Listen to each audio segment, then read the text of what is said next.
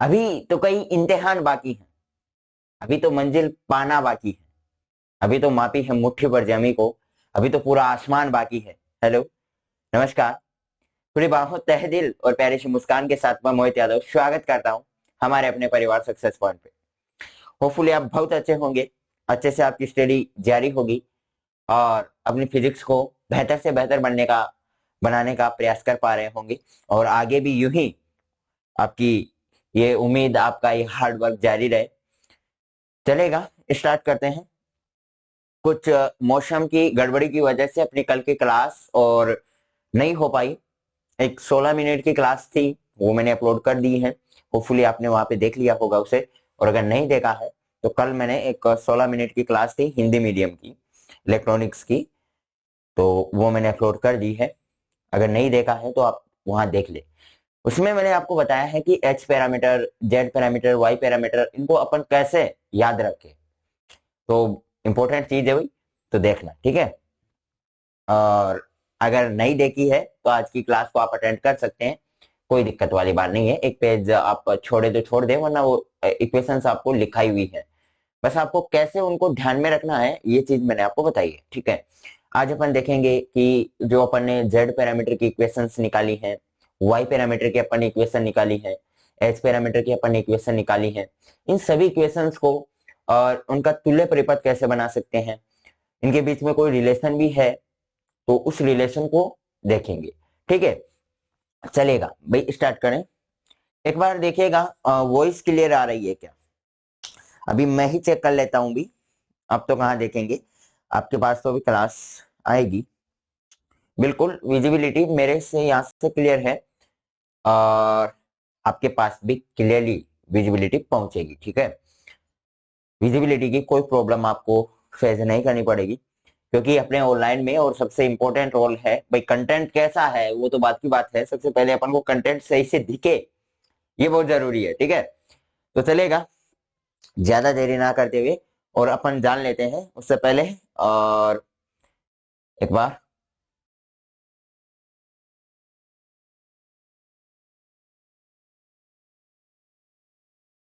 ठीक है,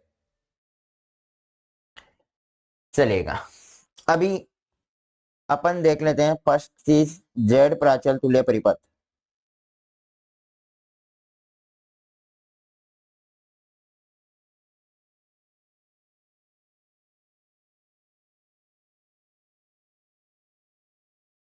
सबसे पहले अपन देखेंगे जेड प्राचल का तुल्य परिपथ, फिर अपन वाई का देखेंगे और फिर अपन देखेंगे एच वाला, ठीक है। तो ये बहुत ही भाई इंपॉर्टेंट चीज है, इसको ध्यान में रखना। तीनों प्राचल ना केवल सर्किट एनालिसिस की दृष्टि से इंपॉर्टेंट है, बट ये आने वाले अपन ट्रांजिस्टर का अपन टॉपिक पढ़ रहे होंगे, अपन एम्पलीफायर का टॉपिक अपन पढ़ रहे होंगे, और वो अपना यूनिट है, टॉपिक ही नहीं है। ट्रांजिस्टर का अपना अलग यूनिट है, सेकंड यूनिट का, और शायद थर्ड वाला चैप्टर है वो ट्रांजिस्टर का। हो सकता है आपकी अलग अलग यूनिवर्सिटी में, आपकी अलग अलग बुक्स में वो अलग हो, लेकिन मैं आपको यूनिट्स का नाम बता रहा हूँ, चैप्टर का नाम बता रहा हूँ। ट्रांजिस्टर का चैप्टर है, और अगर आप उस ट्रांजिस्टर के चैप्टर में देखोगे तो ये जो सर्किट को बनाते कैसे हैं अपन इक्वेशन से, और उसका तुल्य परिपथ कैसे बनाते हैं, ये चीज बहुत इंपॉर्टेंट है। तो ये चीज थोड़ा ध्यान रखिएगा। चलेगा, अभी अपन सीखते हैं। देखो, सबसे पहले जेड प्राचल तुल्य परिपथ बनाने के लिए भी अपन बनाएंगे किससे? तो अपन के पास जो इक्वेशंस होंगी उन्हीं से तो बनाएंगे ना मेरे भाई। अरे जो इक्वेशंस अपन को दी गई है, इक्वेशंस क्या होता है कि इसमें V1 और V2 होते हैं, वो आश्रित चर होते हैं। I1 I2 क्या होते हैं? स्वतंत्र चर होते हैं। फिर दूसरी बात है कि जेड पैरामीटर की बात कर रहे हैं, आई, आर, एफ और ओ। जेड के साथ आई आर एफ ओ लिखते हैं। इनपुट वाले टर्मिनल्स अपने आई एफ क्या होते हैं? इनपुट वाले टर्मिनल होते हैं। तो इनपुट वाले टर्मिनल्स के साथ अपनी करंट इनपुट आ जाएगी, आउटपुट वाले टर्मिनल के साथ अपनी जो करंट आएगी वो आउटपुट वाली आ जाएगी, और बीच में जो चिन्ह आएगा वो प्लस का चिन्ह अपन लगा देंगे। ये अपना इक्वेशन बनाने का तरीका है, जो कि अपन ने कल जाना था। इससे आगे अब देखो इसका तुल्य परिपथ कैसे बनाए, ध्यान से सुनिए, चलेगा। अब देखो इन इक्वेशन से तुल्य परिपथ कैसे बनाए। सबसे पहले यहाँ पे आप देखोगे मेरे भाई, आपको यहाँ पे दो चीज जरूर नजर आ रही होंगी। कौन सी दो चीजों की मैं बात कर रहा हूं? V1 और V2, मतलब दो वोल्टेज सोर्स। सबसे पहले आपको आश्रित चर वालों में देखोगे तो आश्रित चर वाले में आपको पता चलेगा कैसे बनाना है। देखो, आश्रित चर वाले के बराबर के बाईं ओर आपको देखना है क्या चीज है, तो आप देखोगे तो भाई V1 और V2 है। अब वोल्टेज किस पे होती है? इसका मतलब है कि भाई वोल्टेज होती है वो वोल्टेज सोर्स पे होती है। तो दो है तो आपको दो वोल्टेज सोर्स बना लेने हैं। इससे बहुत ही इंपॉर्टेंट चीज है भाई। और यूं आप अगर रटना चाहें तो मेरे ख्याल से आप रट सकते हैं, लेकिन अगर आपको समझना है लाइफ टाइम तक आपको इस सर्किट को, और कि मैं किसी भी तरीके में और ना पढ़े और सिर्फ आप समझते चलेंगे, तो बहुत इंपॉर्टेंट है। तो देखिएगा, दो वोल्टेज सोर्स दिए गए हैं भाई, V1 और V2 दिया गया है, तो दो वोल्टेज सोर्स आप बना लीजिए मेरे भाई। वोल्टेज सोर्स के साथ अगर अपन रेजिस्टेंस की बात करें तो किस में होता है? तो आप कहोगे कि वोल्टेज सोर्स के साथ अपना जो रेजिस्टेंस होता है वो सीरीज में होता है। तो इसका जो बाईं ओर वाला है, तो इसका तो बाईं ओर आपको रेजिस्टेंस बना देना है, सीरीज में बनाना है। सीरीज में क्यों बनाना है? सीरीज में बनाना क्यों है? क्योंकि अपन किसकी बात कर रहे हैं? वोल्टेज सोर्स की बात कर रहे हैं। वोल्टेज सोर्स में अक्सर अपना जो रेजिस्टेंस होता है वो सीरीज में होता है। और ये सेकंड वाला है उसको दाईं ओर, यानी इनको दाईं ओर, सेकंड वाला जो रेजिस्टेंस होगा उसको अपन किसके ओर? दाईं ओर, और इस प्रकार से बना देंगे। यहां तक क्लियर? और ये जो बनाया है आप इसको, इस वाली लाइन को और दोनों से जोड़ दीजिएगा, ठीक है? ढंग से आपको नहीं दिखाई दे तो ऐसे बना के, और फिर इस वाली लाइन को आपको ऐसे जोड़ देना है। जोड़ दिया, यहां तक बन गया, यहां तक बन गया, यहां कोई दिक्कत नहीं है। अब देखो भाई, अब सबसे इंपॉर्टेंट चीज है कि वोल्टेज होती है वो दो सिरों के बीच का डिफरेंस होता है। दो सिरों के बीच का जो डिफरेंस होता है, दो सिरों के बीच होती है, वो तो वोल्टेज होती है। और अपनी करंट किस में? वायर में प्रवाहित हो रही होती है। बात करें V1, तो भाई ये वाला कौन सा है? भाई ये अपना ये वाला सोर्स कौन सा है? तो आप कहोगे भाई फर्स्ट सोर्स अपन ने माना है तो फर्स्ट वाला ही होगा। फर्स्ट वाला है तो इस फर्स्ट वाले के सिरों पे अपनी जो वोल्टेज ड्रॉप होगी वो हो जाएगी V1, ठीक है? फर्स्ट वाले के सिरे पे जो वोल्टेज ड्रॉप होगी वो हो जाएगी V1। दूसरा वाला ये वोल्टेज सोर्स ये माना अपन ने, तो दूसरे वाले वोल्टेज के जो सिरे हैं, दोनों वोल्टेज के सिरों पे जो वोल्टेज होगा अपना वो होगा V2। तो यहां से ये V1 और V2 क्लियर हो गया, दो वोल्टेज सोर्स क्लियर हो गए, इतना क्लियर हो गया। अब देखो करना क्या है। यहाँ पे देखो एक दिया गया है ZI1। अपन को समीकरण को लेना है V1 वाले को ऐसे, यानी सबसे पहले समीकरण को लेना है जो V1 वाला समीकरण है, V1 वाले समीकरण को बाएं से दाएं लेते चलना है। V1 वाले जो समीकरण है ये यहाँ पे आपको जो ऊपर में मेरी यहाँ से मेरी फिंगर तो नहीं जा पाएगी, बट अगर आपको मैं बताऊं कि V1 वाला जो समीकरण होगा, V1 वाले समीकरण को ऐसे, यानी सबसे पहले अपन को समीकरण को में ऐसे चलते जाना है, और ऐसे चलने के बाद समीकरण को फिर अपन ऐसे करेंगे। अब अभी आपको ये तीर का चिन्ह नजर नहीं आ रहा होगा, तीर का चिन्ह हिसाब से कि सर ऐसे कैसे करेंगे, तो चलेगा, सुनिएगा, इस चीज को एक बार ध्यान से समझिएगा, ठीक है? अब दिया गया है V1, V1 का काम क्लियर, V1 का है ये क्लियर हो गया। V1 के बाद आपको नजर आ रहा है ZI1। V1 के बाद आपको क्या नजर आ रहा है? ZI1। देखो ZI अपनी क्या है? इंपीडेंस है, तो ये ZI अपने रेजिस्टेंस पे होगी। इंपीडेंस कहां पे होती है भाई? आप कहोगे इंपीडेंस रेजिस्टेंस पे होती है, तो रेजिस्टेंस पे इंपीडेंस हो गई। और करंट अपनी इस प्रकार से I1 अंदर की तरफ जाएगी। हमेशा ध्यान रखना, सर्किट में करंट को अपन को अंदर की तरफ फ्लो करना है, किसी डायरेक्शन को आपको ध्यान में नहीं रखना। अगर अपन बात कर रहे हैं V1 जहां पे करंट वोल्टेज है उसमें भी करंट I1 अंदर की तरफ जाएगा, और जो अपना V2 जहां पे वोल्टेज ड्रॉप हो रहा है उसमें भी करंट I2 आएगा। वो बाहर नहीं निकालना है आपको, अंदर की तरफ ही करंट को फ्लो कराना है। अगर आप उसे बाहर निकालते हो तो अपन को डायरेक्शन, अपनी करंट्स की जो डायरेक्शन होगी उसे चेंज करना पड़ेगा। आपको भी पता है, अपन ने किरचॉफ का लॉ वो देखा है। किरचॉफ का लॉ क्या बोलता है कि करंट्स अगर अंदर की ओर आ रही है, कोई भी अपना नोड पॉइंट होगा, अगर किसी नोड पॉइंट या प्रिंसिपल नोड पे करंट्स अंदर की तरफ फ्लो हो रही है, इसका मतलब होगा अपना करंट पॉजिटिव होगा। और अपन जहां भी समीकरण ले रहे हैं, जेड प्राचल का समीकरण ले, वाई प्राचल का अपन समीकरण ले, या एच प्राचल का, उसमें बीच में हर करंट के बीच में जैसे I2 करंट है तो उसमें भी दोनों में प्लस लगा रखा है। अरे भाई ZI1 प्लस ZR I2 लगा रखा है। अगर आप करंट्स को अपोजिट लोगे तो वहां पे अपन को जो चिन्ह होगा वो माइनस में करना पड़ेगा। तो अगर जरूरत पड़ेगी तो अपन कर लेंगे, लेकिन फिलहाल अगर अपन जिस प्रकार से जेड पैरामीटर अपन बना रहे हैं, तो जिस प्रकार से आप जेड पैरामीटर बना रहे हो तो उसके हिसाब से अपन वो करंट दोनों में अंदर की तरफ फ्लो करा रहे हैं। फिलहाल जेड आई वन का काम हो गया, ये वाला अपना रेजिस्टेंस या इंपीडेंस हो गया, और आई वन अपन ने अंदर की तरफ करंट को फ्लो करा दिया। फिर बात आती है जेड आर आई टू। तो ये जेड आर आई टू भाई बच गया क्या इसमें? तो आप कहोगे भाई वोल्टेज वाला बच गया, तो जेड आर आई टू ये अपना वोल्टेज हो गया। ये वाला अपना फर्स्ट सर्किट कंप्लीट हो गया, फर्स्ट इक्वेशन से अपना पहला वाला जो वोल्टेज वाला सर्किट था वो कंप्लीट हो गया। अब देखो सेकंड इक्वेशन कहां से लेनी है भाई? फर्स्ट इक्वेशन ने अपन ने बाएं से दाएं ले लिया, सेकंड इक्वेशन को अपन दाएं से बाएं लेंगे। मतलब अब यहां से चलना प्रारंभ करो जेड ओ आई टू से। आई टू क्या है, ध्यान से सुनो, जेड ओ आई टू से अपन सेकंड वाले में चलना प्रारंभ करेंगे। यहाँ पे आपको आई टू नजर आ रहा होगा, तो आई टू अपना यहाँ क्या है? अपने सर्किट का करंट है। मैं क्या बोल रहा हूँ, सर्किट के करंट को अपन अंदर की तरफ ले रहे हैं, तो आई टू को अंदर की तरफ आपने फ्लो करा दिया। फिर आ गया जेड ओ। जेड ओ अपना क्या है? रेजिस्टेंस वाला हिस्सा है, तो जेड वाला ओ क्या हो गया? अपना रेजिस्टेंस है, इंपीडेंस, वो एक ही बात है। जो रेजिस्टेंस का व्यापक फॉर्म होता है वो इंपीडेंस होता है, वो आपने पढ़ रखा है, तो वो एक ही बात है, उसमें आपको दिक्कत नहीं आएगी। यहां तक हो गया जेड ओ आई टू। अब देखो, अब अपन ये आ गया जेड एफ आई वन। तो जेड एफ आई वन अपन इस प्रकार से चल रहे हैं, तो उसके बाद अपना बचा क्या? तो आप कहोगे भाई सर वोल्टेज सोर्स पता है, तो जेड एफ आई वन अपने वोल्टेज सोर्स पे हो जाएगा। बस ये अपना सर्किट कंप्लीट हो गया।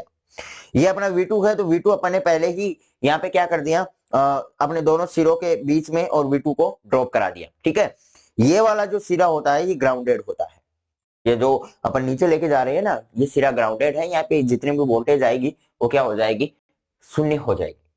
तो होपफुली आपको जेड प्राचल का और कैसे अपन को सर्किट बनाना है ये समझ में आ गया होगा। अब अपन देखते हैं वाई प्राचल का, और आपको इक्वेशन कैसे बनानी है, सुनिएगा। जेड प्राचल में आपकी कोई भी कमी रही है तो बिल्कुल भी घबराना नहीं है। वाई प्राचल तुल्य परिपथ देख लो।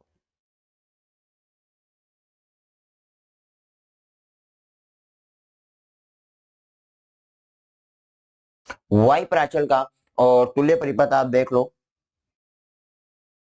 ठीक है, वाई प्राचल तुल्य परिपथ आप देख लो। अब सुनो ध्यान से, वाई प्राचल की अगर इक्वेशंस की बात करें तो आप कहोगे सर जेड प्राचल का ठीक विपरीत अपना वाई प्राचल होता है, यानी आई वन आई टू ये होते हैं अपने आश्रित, और वी वन वी टू क्या होते हैं? तो Y I, Y R, Y F और वाई ओ। कुछ याद आया? अगर कल की क्लास आपने देखी है तो बिल्कुल याद आया होगा, कोई दिक्कत नहीं आई होगी। बात करें तो इनपुट वाले हैं तो इनपुट वाले पे इनपुट करंट, और आउटपुट वाले पे आउटपुट चीज और ड्रॉप हो रही होगी। ये अपना हो गया इक्वेशन, यहां तक क्लियर। अब देखो इसका तुल्य परिपथ आपको बनाना है।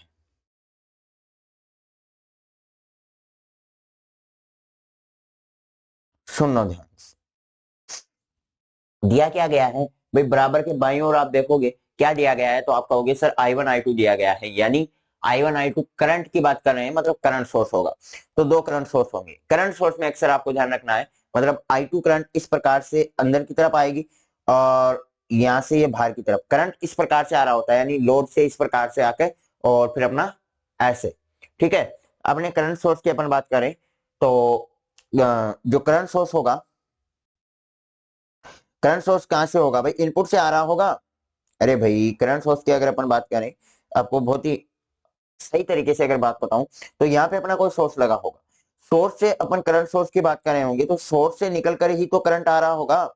सोर्स से निकल कर ही तो करंट आ रहा होगा, तो मतलब करंट इस प्रकार से आएगा, तो एक को इस चिन्ह के साथ, यानी अपना इनपुट, ये वाली जो चीज है वो इनपुट को डिनोट करती है।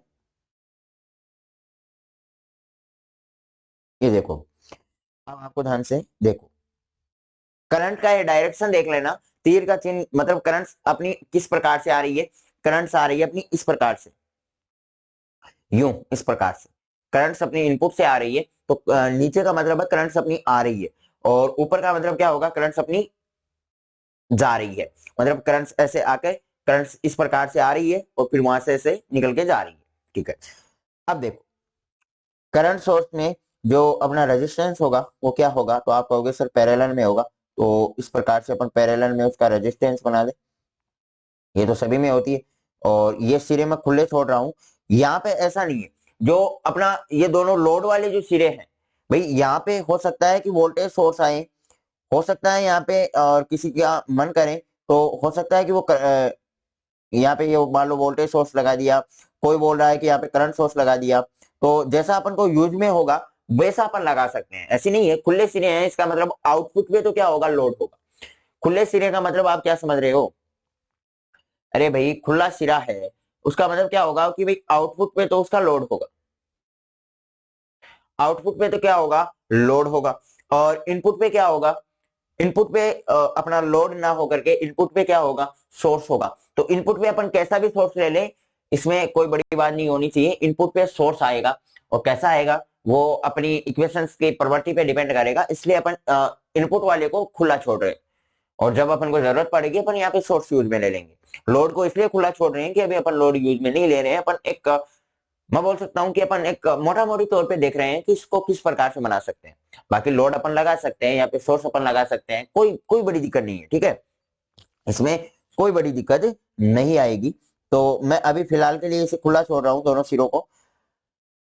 अब सुनो ध्यान से, अब देखो इक्वेशंस क्या बोल रहा है, यहां तक क्लियर। I1, तो I1 क्या होगा, तो आप कहोगे सर I1 करंट फैलेगा, I1 करंट क्या आएगा, अंदर की तरफ आएगा, करंट आएगा, वो तो अपने वायर से फ्लो होगा। वोल्टेज था तो वो दो सिरों के बीच का डिफरेंस था। अपन को इस समीकरण को इस प्रकार से चलना है, ठीक है, शुरू से I1 करंट अपन ने देख लिया। अब ये यानी पहले सर्किट का जो फर्स्ट इक्वेशन है वो अपन ने जो पहला सोर्स लगाया उसका इक्वेशन है। सेकंड इक्वेशन है वो अपना दूसरे सोर्स का इक्वेशन है। आउटपुट वाले का क्या है, सेकंड है, क्योंकि I2 किसका है, I2 करंट किसको डिनोट करता है, आउटपुट को करता है। तो I2 वाला जो करंट का समीकरण होगा वो आउटपुट वाले सर्किट के लिए लागू होगा। I1 किसको डिनोट करता है, तो अपन बोलते हैं इनपुट करंट को। तो इनपुट वाला जो सर्किट होगा वो इनपुट इक्वेशंस पे लागू होगा।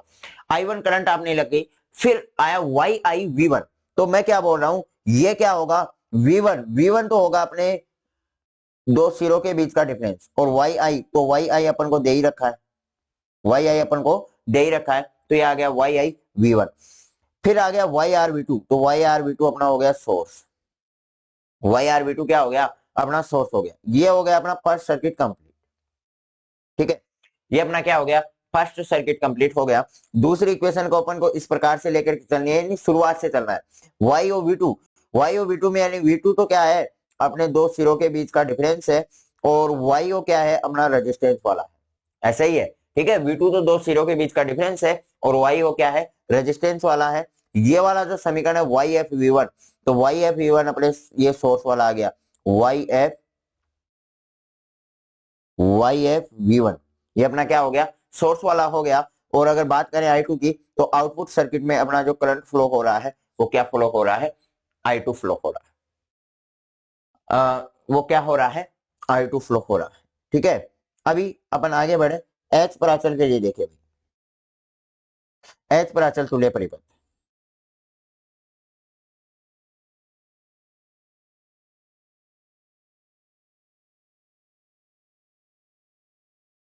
H पर अचल तुल्य परिपथ क्या बोल रहा है, इस चीज को समझो।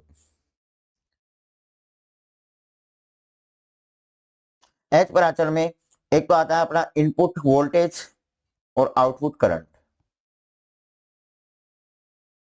HI, HR, HA, HO। Input voltage आ रहा है और आउटपुट करंट आ रहा है, इसका मतलब इन दोनों के अलावा अपने I1 और क्या बच गया, V2 बच गया। I1 क्या है, इनपुट है, तो इनपुट वाले सिरों पे I1 आ जाएगा। I1 भाई इनपुट है ना, तो इनपुट वाले सिरों पे इनपुट आ जाएगा और आउटपुट वाले सिरों पे क्या आ जाएगा, आउटपुट आ जाएगा। भाई V2 बचा, एक इसके अलावा, अरे इन दो के अलावा V1 I2 आ गया, तो फिर बचा क्या, I1 V2 बचा। V2 क्या है, आउटपुट है, आउटपुट है तो आउटपुट के दोनों टर्मिनल्स पे आ जाएगा, जो कि HR और HO अपने आउटपुट है, तो आउटपुट के टर्मिनल्स पे V2 आ गया। और अपना I1 है वो इनपुट है, इनपुट को डिनोट करता है, इनपुट टर्मिनल्स को डिनोट करता है, तो इनपुट वाले टर्मिनल्स पे अपना I1 आ गया। ये चीज है, और हर एक चीज को समझते हुए चलना है, ऐसा नहीं है कि रट लें, रटने में मजा नहीं है।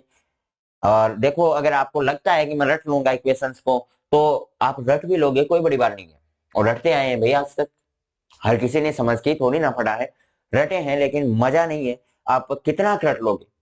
फिजिक्स बहुत यार लेंथी है, ये तो अपना एक इलेक्ट्रॉनिक्स का थोड़ा छोटा बहुत चैप्टर है।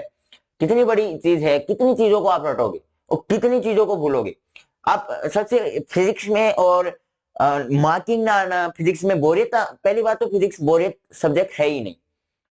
फिजिक्स को बोरियत बना सकता है या तो स्टूडेंट बना सकता है या टीचर अपनी कमी से उसे फिजिक्स को बोरियत। भाई अगर मुझे कंसेप्ट क्लियर नहीं होगा तो मैं आपको रटाऊंगा, सीधी सी बात है। अगर मुझे कंसेप्ट क्लियर होगा तो मैं आपको समझाऊंगा। तो फिजिक्स को या तो बोरियत बना सकता है टीचर, या फिजिक्स को खुद स्टूडेंट बोरियत बना सकता है। टीचर कभी नहीं चाहता कि मेरा स्टूडेंट और उसको ढंग से क्लियर ना करें, इसलिए टीचर कभी नहीं चाहता। तो इसलिए फिजिक्स को जो अधिकांश अगर देखा जाए तो स्टूडेंट ही उसे बोरियत बना सकते हैं, बल्कि फिजिक्स बोरियत का सब्जेक्ट है ही नहीं। यार जिसमें अपन प्रकृति की बात करें वो सब्जेक्ट कैसे बोरियत हो सकता है? ऐसा सब्जेक्ट जिसमें अपन आसपास के माहौल की बात करें, जो चीजें अपन जो डिवाइसेज यूज में ले रहे हैं उस चीज की बात करें, वो सब्जेक्ट कैसे बोरियत हो सकता है? तो इस चीज को तो सिर्फ अपन बोरियत बना सकते हैं। मैं बोल रहा हूँ कि अब इस चीज को, एक्स पैरामीटर को, और आप रट लोगे, आपको याद भी हो जाएगा, लेकिन वो मजा नहीं आएगा जितना आप समझ के पढ़ोगे। तो इसलिए समझने में ध्यान दिया करो, समझना बहुत इंपॉर्टेंट है, ठीक है। अब देखो इसका तुल्य परिपथ बनाएंगे तो अब आपके माइंड से और खुद खुद ब खुद आपके माइंड से और ये सर्किट बन जाना चाहिए भाई। अब मैंने दो तुल्य परिपथ आपको बना दिए।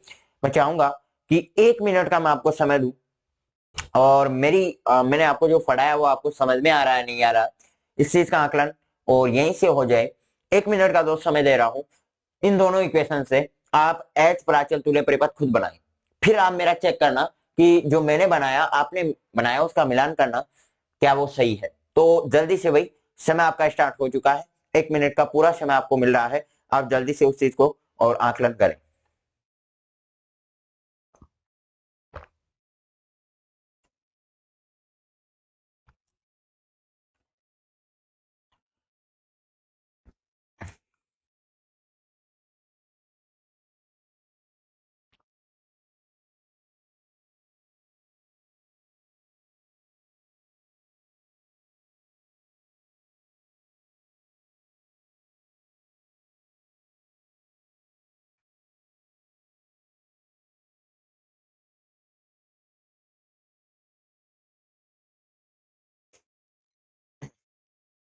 तो होपफुली आपने बनाया होगा और आशा है आपने सही ही बनाया होगा।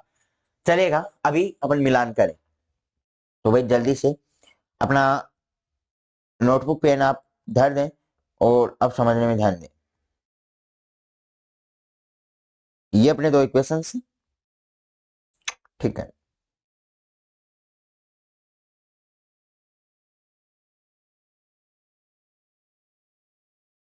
और अपन पेन का कलर दूसरा ले लें।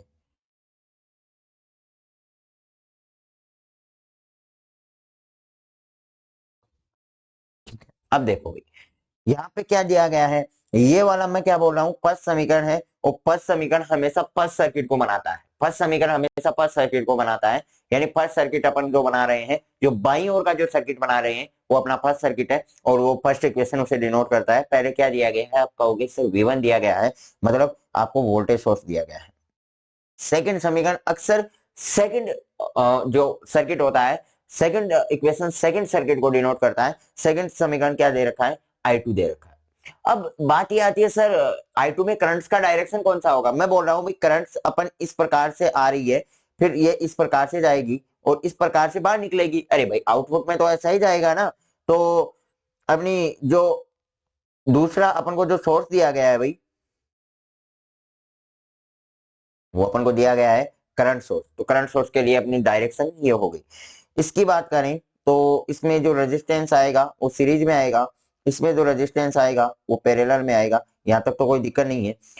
नीचे वाले को सबको एक साथ मिला देना है और इन सभी सिरों को अपन को खुला छोड़ देना है, ठीक है।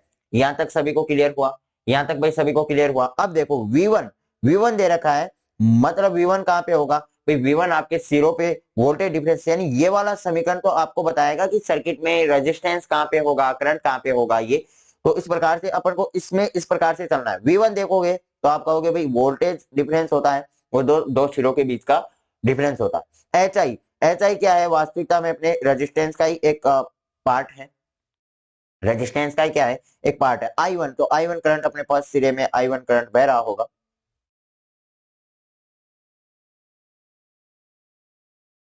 ये आई वन करंट अपना फर्स्ट सिरे में बह रहा होगा। फिर बात करें एच आर वी टू, तो एच आर वी टू भाई अपना सोर्स ही बचा ना इसमें, तो बच गया वो अपना सोर्स का हो गया, तो एच आर वी टू अपने सोर्स का हो गया। ठीक है, यहां तक क्लियर। ये अपना फर्स्ट इक्वेशन फर्स्ट सर्किट को बना दिया, फर्स्ट इक्वेशन ने कंप्लीटली रूप से और फर्स्ट सर्किट को बना दिया। सेकंड इक्वेशन के ऊपर बढ़े, मैं क्या बोल रहा हूं, सेकंड इक्वेशन में अपन चलेंगे दाएं से बाएं, सेकंड इक्वेशन में अपन चलेंगे दाएं से बाएं, और ध्यान से सुनना, दाएं से बाएं चल रहे हैं।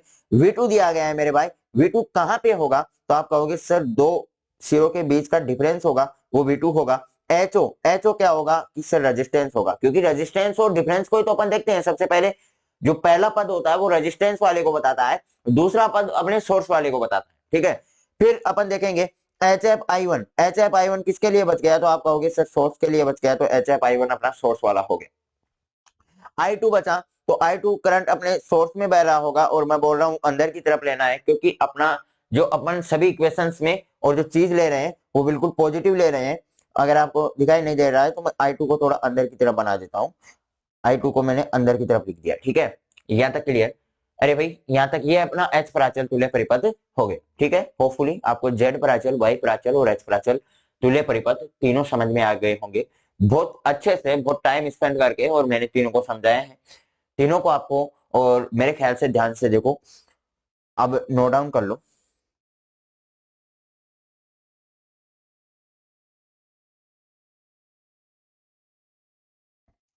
सबसे पहले आपको एच जेड प्राचल वाला नोट को डाउन कर लो भाई, ठीक है, अच्छे से वो नोट डाउन कर लो।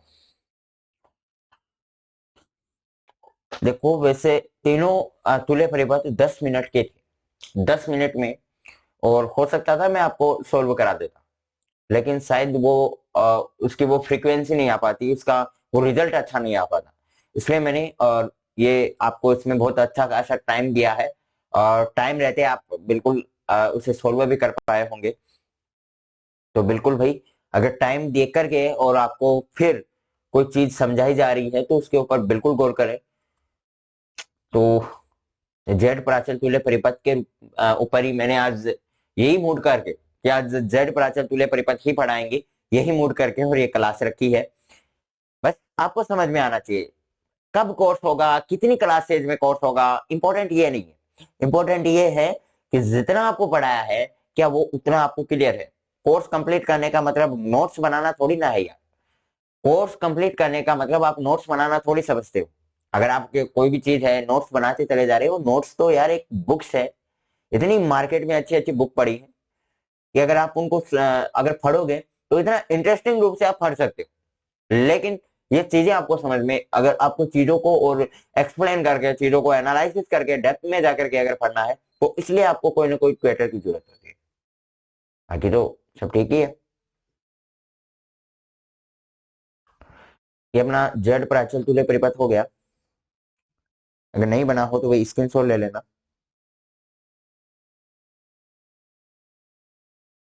सेकंड वाला देखो, वाई प्राचल तुल्य परिपथ,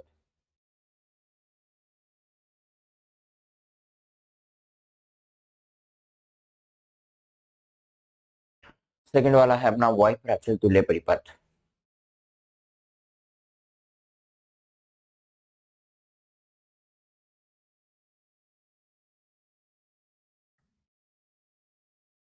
जल्दी से भाई डेप्थ में, और डेप्थ में तो क्या ही, बस समझ लेना इन चीजों को, डेप्थ में कुछ भी नहीं है भाई, कुछ बहुत बड़ी बात नहीं है। लेकिन अगर आज आप ये सर्किट नहीं समझ पाओगे, अगर इस सर्किट में इतना वक्त मैं नहीं दूंगा, तो आने वाले ट्रांजिस्टर में आपको वही प्रॉब्लम होगी, एम्पलीफायर वाले सर्किट में वही प्रॉब्लम होगी। तो सर्किट अगर आप बनाना सीख जाओगे तो जिंदगी में कभी मात नहीं खाओगे, आगे आने वाले चैप्टर्स में कभी मात नहीं खाओगे। इसलिए, और ये मैंने इतना वक्त दिया है, बल्कि इतना वक्त आपको नहीं दिया जाता होगा। आपने भी कहीं, आपने बीएससी में और पढ़ाई की है, लेकिन बीएससी में पढ़ाई कौन करता है, सबसे पहली बात तो यही है ना, कॉलेज एजुकेशन को ढिंडोरा बना रखा है। बल्कि अगर जब इसका महत्व समझ में आएगा तब आएगा। लेकिन ऐसा सुनने को मिलता है कि कॉलेज एजुकेशन, बस कॉलेज कर रहे हो। अगर आपको कोई पूछता है, जैसे आपको कोई पूछा भाई कि आप क्या कर रहे हो, और आपने कहा कि भाई मैं बीएससी कर रहा हूं, तो आपको डेफिनेटली 100 में से 99 ऐसे मिल जाएंगे जो पूछेंगे बाद में, हाँ तो बीएससी कर रहे हो, उसके अलावा क्या कर रहे हो, तैयारी किसकी कर रहे हो।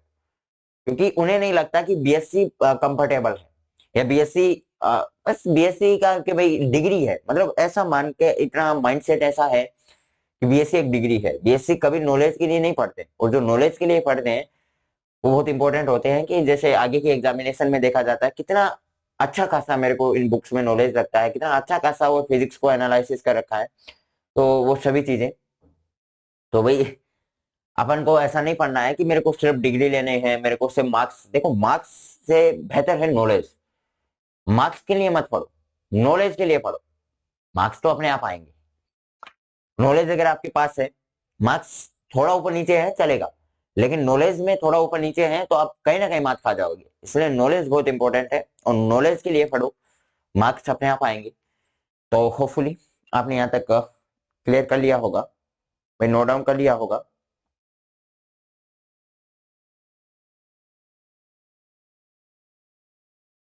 ठीक है, तो चलेगा। आज की क्लास मैंने और इन्हीं तुल्य परिपथ पे ही रखी थी। अगर शाम को और इवनिंग में अगर मेरे को वक्त रहता है तो बिल्कुल अभी एक क्लास में और अपलोड करूंगा, तो वो क्लास भी आपको जल्दी मिल जाएगी। अगर रेगुलरली आप लेक्चर अटेंड कर रहे होंगे, रेगुलरली अगर शिद्दत से आप पढ़ पा रहे होंगे, तो बिल्कुल आपको बहुत अच्छी हेल्प होगी, और ये चैनल आपके लिए बहुत मददगार साबित होगा अगर आप सीरियसली मेहनत कर पा रहे हैं। मेरा उद्देश्य इसमें और कंप्लीटली कोर्स को और बिल्कुल फ्रीली प्रोवाइड कराना है। देखो इसमें कोर्स में ऐसा नहीं है कि मैं कुछ दातार कर रहा हूँ। हो सकता है कि आपके नजर में हो कि वहां से पैसे आ रहे होंगे, यहाँ से। देखो पैसों के लिए मैंने ये चैनल कभी स्टार्ट नहीं किया था। ये चैनल मैंने स्टार्ट किया है कुछ सीखूं कुछ आपको सिखाऊं, दोनों में फायदा है। क्योंकि व्यक्ति है वो सबसे पहले अपना फायदा देखता है, फिर तो बात का फायदा है। दोनों का फायदा है इसमें। मैं भी बहुत कुछ चीजें आपसे सीखता हूँ, बहुत कुछ चीजें। जब चीजें पढ़ा रहा होता हूँ, एक्सप्लेन कर रहा होता हूँ, जब आपकी क्लास को और एक चैप्टर को लेकर के जब आता हूँ, तो तमाम प्रकार के कितने आपके माइंड में सवाल उठ सकते हैं, उन सभी को एनालिसिस करता हूँ। और बहुत भाई इलेक्ट्रॉनिक्स हमने पढ़ी है, और सेकेंड ईयर का पेपर भी दिया है, तो ऐसा नहीं है। लेकिन उस इलेक्ट्रॉनिक्स को जब अपन ने पढ़ा था और आज जब मैं आपको पढ़ाता हूँ, उसमें कितना अधिक डिफरेंस है वो मेरे को आज समझ में आता है। जब मैं आपके लिए जब क्लास को और नोट्स को जब प्रिपेयर कर रहा होता हूँ, तो हजारों चीजें मेरे क्लियर होती हैं, हजारों। और अलग अलग प्रकार के माइंडसेट कि भाई इस प्रकार से ही क्यों नहीं हुआ, ऐसा भी तो हो सकता है, वो सभी प्रकार की चीजें। और जितना हो सके उतना मैं क्लियर करने की कोशिश करता हूँ। तो इसमें सिर्फ ये है कि मैं कुछ सीख सकूं, आपको कुछ सिखा सकूं, बस इसीलिए ये चैनल बना है। और बिल्कुल फ्रीली आपको ऐसा नहीं है कि कुछ दिन क्लासेज होंगी फिर आपको कहीं ऐप पे जाना पड़ेगा या बंद हो जाएगा। बिल्कुल पूरा माइंडसेट ऐसा है, माइंडसेट बनाकर, ऐसा माइंडसेट बनाकर ही मैंने ये चैनल स्टार्ट किया था। फ्रीली कोर्स को एक बार प्रोवाइड करा दिया जाए, पूरा पूरा कोर्स फ्रीली कहीं भी। और आपको और सक्सेस माउंट के नाम से और कभी भी पेड कोर्स आपको नहीं मिलेगा। एक बार आप यूट्यूब पे देखना, यूट्यूब पे पूरा का पूरा कोर्स आपको फ्रीली अपने फिजिक्स का मिलेगा, आपको बहुत जल्द मिलेगा। और बिल्कुल क्लासेस रेगुलरली रूप से आपको अटेंड होंगी। तो बिल्कुल आप बड़े शिद्दत के साथ जुड़े रहें, और इस जिज्ञासा के साथ और आपकी भरोसे के साथ आप जुड़े कि आपको यहाँ से फायदा होगा। किसी भी प्रकार का आपके माइंड में कैसा भी जैसा भी सवाल उठे, आप उसको वहीं पे दबा दें। अगर आपको ऐसा सवाल उठ रहा है कि कुछ दिन के लिए क्लासेस होंगी, अपन कैसे एक YouTube के चैनल के ऊपर कैसे विश्वास कर सकते हैं, तो ये कोई नया नवेला काम नहीं कर रहा। बहुत सारे चैनल्स हैं, बहुत सारे मेरे गुरुजन हैं जो कि मेरे आदरणीय गुरु हैं, और उनसे मैंने सीखा है। उन्होंने सबसे पहले उनसे मैंने इंस्पायर हुआ हूँ कहीं ना कहीं, कि चैनल को। और बिल्कुल वो तो फ्रीली यार, कितना कंपटीशन लेवल का और कितने अपने आप को, और कितना वो पेड कोर्स ले सकते हैं, आज कितने उनके फॉलोअर हैं। तो अगर वो ऐसा कर सकते हैं तो अपन क्यों नहीं। तो इसी और बात को लेकर के और मैंने ये चीज स्टार्ट किया था, और बिल्कुल आपको मिलेगा, बेफिक्र है। चलेगा दोस्त, आज के लिए इतना ही, मिलते हैं जल्द ही और तब तक के लिए आप हंसते रहिएगा, मुस्कुराते रहिएगा, फिजिक्स को बहुत ही बेहतरीन तरीके से पढ़ने का प्रयास करते रहिएगा। अगर कुछ भी आपको कहीं भी कोई भी टॉपिक में जैसी कैसी भी दिक्कत हो, आप कमेंट करें, बिल्कुल आपका कमेंट पे गौर किया जाएगा। कैसी भी दिक्कत हो आप पूछो, आपका कमेंट्स में, और अनर्गल चीजें ना लिख करके आप पूछो कि मुझे ये दिक्कत है, बिल्कुल आपका सॉल्यूशन होगा। ऐसी दिक्कत, और इसमें आपका ही फायदा होगा, मेरा भी फायदा होगा। मेरा फायदा ऐसा है कि जब आगे कोई क्लास में लेकर के आऊंगा, मुझे पता चलेगा कि अपन ये चीज नहीं बताते हैं, इस चीज में कहीं ना कहीं मेरे भाई बहनों को प्रॉब्लम है। तो आगे जब मैं क्लास इसी टॉपिक के ऊपर आगे जब क्लास लूंगा, तो मुझे ये फायदा होगा कि उस चीज को भी मैं आपको बताऊं कि यहाँ भी अपन को कहीं ना कहीं प्रॉब्लम फेस कर सकती है।